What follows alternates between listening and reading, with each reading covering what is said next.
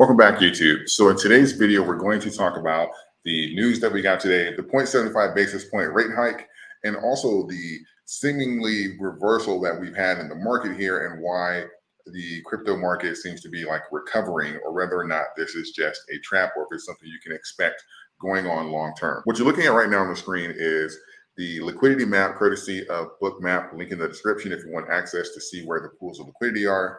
But you see that there's actually, this is Dogecoin, there's actually massive pressure to push Dogecoin down right now. You're seeing a lot of really, really big sell orders actually trying to fulfill to push Dogecoin actually even lower. And you see that below it is the pools of liquidity here that are actually a lot of buy orders. That dark red is pretty much an indicator, like on the heat map, it can go something from like a cold blue to a dark red, meaning that they're relatively aggressive buy orders. On the flip side, it would be sell.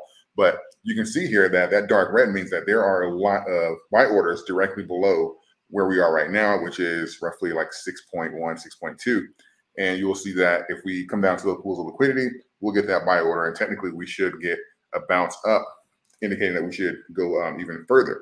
And technically, this can be indicated because if you look at the short chart, which we're going to take a look at here momentarily, that can be somewhat like a swap. So they're trying to position themselves to try and drive the coins lower. But overall, this is not an indication of a reversal, and I'll tell you why in a little bit. Same thing here with Bitcoin. We are looking at, we pretty much got a rejection here, pretty much we're at around like 22.8. We got a big sell order. And we pretty much hit some liquidity here, some pools of liquidity. A lot of buy orders came in, relatively almost no sell orders, but we're still here, a strong resistance here to try and push it down. And now we're having like this battle at around like 22.4. But as you can see, we're literally trending along the lines here of the pools of liquidity. One of the reasons why I like Bookmap, it makes, even if you're trading, it makes it relatively easy because you can kind of speculate where you're going to get the bounces off of based off of those little warm areas. So it's really relatively easy to kind of determine where you're going to get like a bounce or like a point of resistance. This is technically, this allows you to see, this is pretty much what's happening in between the candlesticks. So you're not waiting on like 5-minute intervals and stuff like that to kind of see, okay, what's this candlestick going to be? You're seeing the pools of liquidity pretty much in between the candlesticks. So this gives you like a more in-depth idea of what's going on. So we see now that Bitcoin is having a battle pretty much between like 22 and 22.4, I'll say like 22.6. And we're having a lot of sell orders right now coming in. That's those red bubbles that are popping up there. A lot of sell orders that are coming in. But we also see on the flip side, we see with Dogecoin, there's actually a lot of buy orders sitting at that pool of liquidity directly below the price there. So that is a huge indicator here, letting you know that this is kind of why you see that at the moment, at the recording of this video, Bitcoin's up like 3% for the day and Doge is up around like 14%. So this is, and I get it, market cap and pricing is different, but you can get an in-depth explanation of why in between the candlesticks when you look at things this way. So if we look at the short position here for Dogecoin, you'll see that we are way above the 200-day moving average. We're pretty much at a similar level to slightly above actually where we were, where the shorts were when they were combating us at around like 16 cents or so. And you see that the yellow line is literally just curving up. That's the 21-day moving average. It is blown past the 200-day moving average. And now we see the 72-day moving average also curving past the 200-day moving average. I told you a couple weeks ago that as it curved up, this is technically a bullish indicator that it would be, they're planning on being more aggressive. That's the trend. And we're going to set a higher high in shorts. And that's typically pretty much what we're setting right now. We're certainly at a higher level. And if they don't come out of this position, which I don't believe they will, especially since we got the rate hike today, we can expect this to kind of stay elevated and for them to kind of keep that pressure on the coin. Same thing here with Bitcoin shorts. We see that the shorts are pretty much like the spike here with this green candle. We see that shorts are basically to the moon here with Bitcoin. And this is kind of going to be the play here because when we have, this is why you can't look at price action alone. You'll say that, oh, it's up 3%. Or, oh, Dogecoin is up, 14% and stuff like that. And then you come in and look at the short, you can see them positioning themselves to really hit these coins hard to try and drive the price down. This is why you have the chart. I look at the pools of liquidity. I look at the short charts. I look at of course, the current price. And then I also take into account the macros. And the macros say that we have no solutions for any of the big events that's going on, in particular inflation, and how that whether or not this 0.75 is even going to be effective. I broke down the time chart the other day where the Fed has missed it for the last 11 times consecutively. They have underestimated inflation. So the question you have to ask yourself is, and especially when I titled the video buy, sell, or wait. So before you make that decision, you have to ask yourself, have they got it right this time? Are we going to start seeing pretty much a flattening of the curve here with inflation? That's the main question you have to ask yourself. But you see what the shorts think, and you see the shorts what the way that they're positioning themselves in both Doge and Bitcoin. They're positioning themselves to be really aggressive here to try and drive the price down. So they believe that they're going to be able to collect the spread.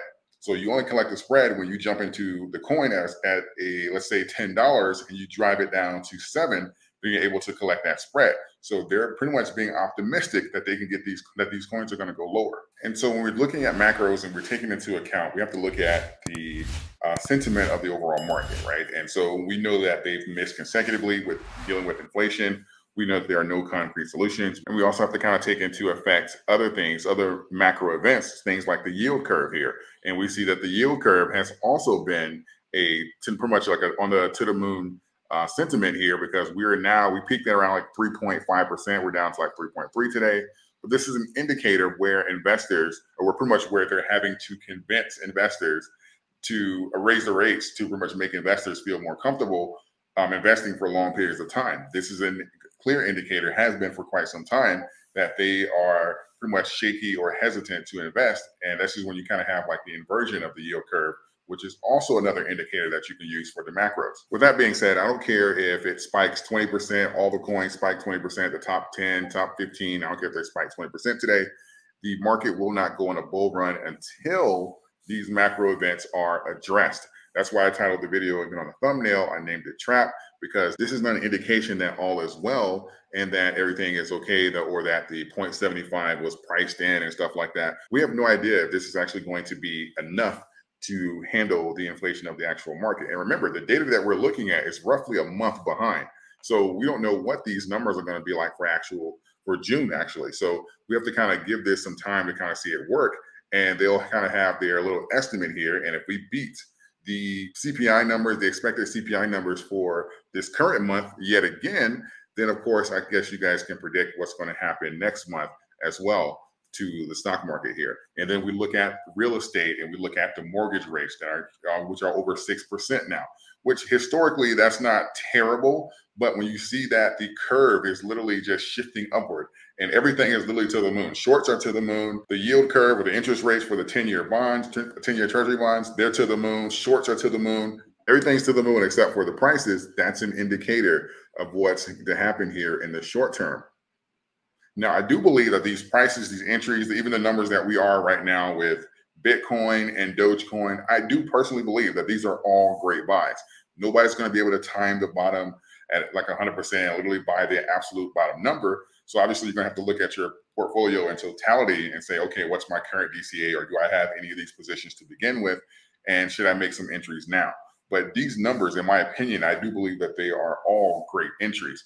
But until we have the concrete evidence of a reversal or that the economy is actually improving, there's no evidence to say that we've bottomed out already and that we're off to the races here. With these rising interest rates, for mortgages especially, keep your eye on real estate over the next month. We're probably going to see an influx in supply on the market here, and we're probably going to see some homeowners start panicking when they're selling. And that usually there's an indicator that you're going to see some like price reductions, and you're going to see the overall inventory start increasing. Because now we'll go from like the actual bullish market in real estate to say that, oh my God, inventory is historic lows. And it's just a great time to be alive. And then you start seeing that inventory build up as those homes start moving a lot slower. That's another indicator here. The market in general, yes, everything goes in cycle. And I know that there's actually like a wealth flow in between them, but typically they do move together overall when it comes down to slowing and speed. Because when people have money people have extra money, like in totality in the economy, they'll start buying more stocks. They'll start buying more real estate. They'll start buying more goods, and businesses will start posting higher profits and stuff like that. But as the money dries up, it's actually a domino effect across multiple different industries. So we've seen this happen in the stock market. We've seen this happen in the crypto market. And now I believe that real estate can be a little slower, but just keep your eye on real estate and the inventory. And this will be also another great indicator going forward. Now, when it comes down to whether or not you should sell, in my opinion, I'm still an advocate for averaging down, especially if you just want to sell. And especially if you're selling at like a loss to try and get back into the same position again, that makes no sense to me. If you're actually long on the position, overall your coin count is going to matter more. So it just makes sense to me to just average down your position versus just selling at a loss with less money to, I guess, just pretend it never happened to buy back into the exact same coin. That doesn't make any sense. I am buying at these current prices here, but I'm also keeping some reserves here because I do believe that there is a great potential for us to kind of test some of these support levels and potentially go lower if the Fed has got it wrong yet again. I hope you found value in this video. If you did, you can support the channel right now for free just by simply subscribing to the channel and hitting the like button. It costs you absolutely nothing, and it does a great deal for the channel. I appreciate all of you. Thank you, and until next time.